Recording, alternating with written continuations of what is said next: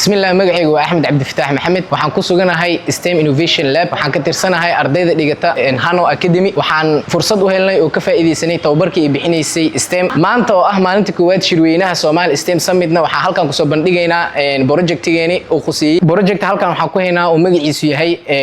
motion detection oo ah socodka shay ay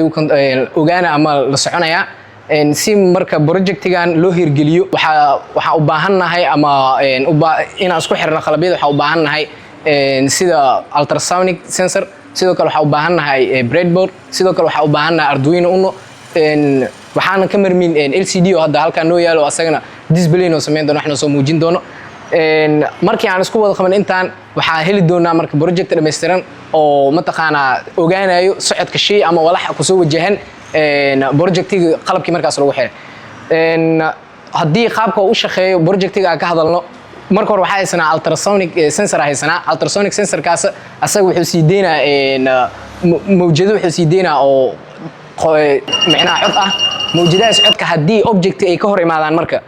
wuxuu dib u soo celinaa marka objectiga haddii uu ka hor imaado mawjadii uu deynayo dib u soo celinaa wuxuu fariin u diraa marka Arduino Unaha oo ah maskaxda meesha noo taale markaas iyadii waxay sameynayaan marka waxay xisaabinayaan meeqay ku qaadato codkaas inuu soo noqdo kadibna waxay u bedelay cabirka sentimeterka waxay fariin u diray iyadana oo amar ay siinay mataqaan wixii markaas display ahaan noogu xirnaa breadboardka oo meesha noo yaal sida LCD ga oo kale inuu noo soo muujiyo qoraal oo markaas mataqaan anaga ku programina jiro oo afka Soomaaliga ku programina sidoo kale waxa meesha noogu xiran buzzer oo cod bixinaya asagana iyada amrayso Arduino Unaha oo maskaxda meesha noo taale ah sidoo kale LED meesha waxaan ugu xiran LED yar aan ugu xiran asagana waxa waaye iftiin oo bixina qaabkaas oo u shaqeeya qaab hadii aad tijaabino distance hadda tusaale ilaa intaan waxa u jirnaa almost 40 cm oo kale waxa laga yaabaa 35 cm oo kale inay tahay waxa anaga hadda noo programsan 20 cm hadii objectiga uu ku soo jirsado codkii uu bixinay ultrasonic sensorka oo ahaa mawjad yani maqal ah ku soo noqonaa kugu soo noqday kadibna memory-ga Arduino Unaha waxa u gudbisaa fariintaada aan hadda noogu base gareysan hadii marka distance 20 cm u jirsan waa kaas codka soo bixina LED guduudka woo daaray LCD gan wuxuu soo saaraa marka in meeshaas halis ay jirto oo kale in laga baaqsado oo laga joogo marka projectigan waxaas hadii ay ka fogaan waa kaas oo amsa hada soo dhawaana faa'iidooyinka uu leeyahay maxaa waaye inta faa'iidooyinka ka hadlayn waxaan ka hadlaynaa problem nooc lagu xalin kara projectigan problemada lagu xalin karo waxa kamid ah sida gawaarida reviska oo kale darwalada in ay u isticmaalaan darwalka waxa laga yaabaa reviska markuu qaadanayo in sometimes shilal oo galo wixii gadaashiisa joogo oo ku dhaco hadda horumar waxa la gaaray screen isticmaalaan laakiin sometimes waxa dhici karto in screenka uu ka mashquul asagoo revis qaadanayo oo hawlo kale uu ku mashquul ama wax ka dhacay hoos u raac soo qabsiisanaay asagoo reviskii ku guda jiro marka hadii ay dhacdo in objecti uu ku dhawaado oo halis oo gali rabo waxa meesha marka projectigan loo faa'iideysan karaa inuu cod bixiyo oo cod siiyo aad u qeyliyo distance-ga mataqaana markaas halista gelin lahaa u dhawaado si shilkii oo gali lahaa ugu baaqsado marka problemkaas waxa xalin karaa sidoo kale problem waxa lagu xalin karaa haamaha biyaha lagu shubo oo kale badanaa waxa dhacdo biyaha marka haamaha lagu sii furo dadka way u ordaan ma buuxsanta soo fiir Allah si inta heerkaas dhan looga baaqsado projectigan la isticmaalaa marka la isticmaalo kadib waxa loo sheegaa haanta